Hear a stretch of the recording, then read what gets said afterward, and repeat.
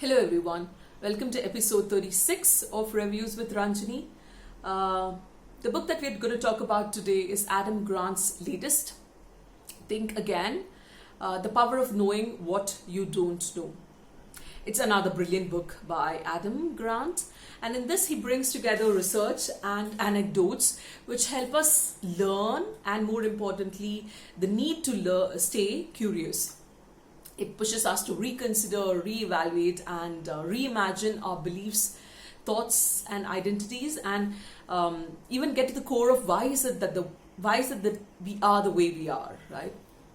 And the core message of the book itself is to think like a scientist, to always seek out new information and challenge existing beliefs, including our own, right?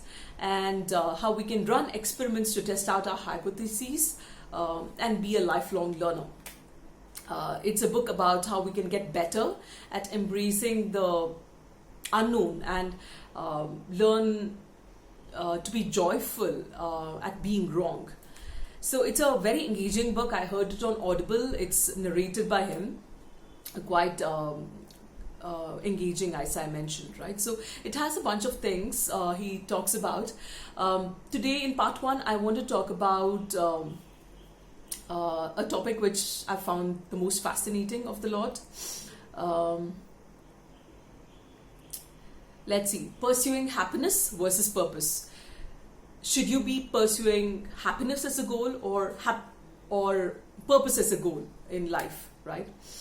So if there's just one thing to take away from this book, then this is it, right? And I've often thought, maybe a few years ago, in terms of whether I should have done a MS instead of doing an MBA. How would that have impacted my career trajectory, where I live and whom I married? Would I have been happier? Would changing my environment make me happier? And this one concept he mentioned around pursuing purpose versus happiness in itself, I thought makes this book worth a read. So he talks about he starts with this quote, or probably this is text from a TV show to set the background, right? There's a lot a vacation can do. It can help you unwind, but it cannot fix deeper issues like how you behave in group settings. We can take you on a hike. We cannot turn you into someone who likes hiking. Remember, you're still going to be you on the vacation.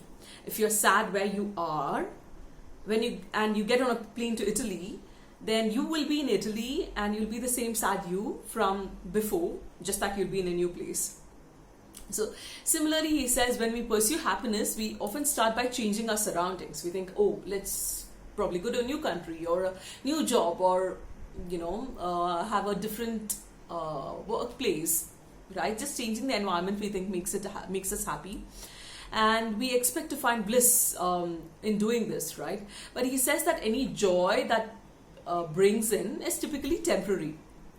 And he talks about a series of studies which was done where students who changed their environment or living arrangements or schedules, they quickly reverted to their baseline levels of happiness. And he quotes Ernest Hemingway, who wrote, "You can't get away from yourself by moving from one place to another." I don't know, I've never come across this quote, but that's quite a powerful one, right? So going back to that study, it was learned that students, meanwhile, who chased actions by joining new clubs, or they changed their study habits, this is while being in the same place, right? Or who started new projects, they experienced lasting gains in happiness. So he talks about how our happiness depends more on what we do than where we are. And it's our actions and not our surroundings that bring us meaning and belonging. So instead of searching for the job where we think we would be the happiest, we might be better off pursuing a job where we can learn and contribute the most. Passion, he says, is often developed and not discovered. So that is part one. I'll meet you again in the next part of the same episode. See ya. Bye.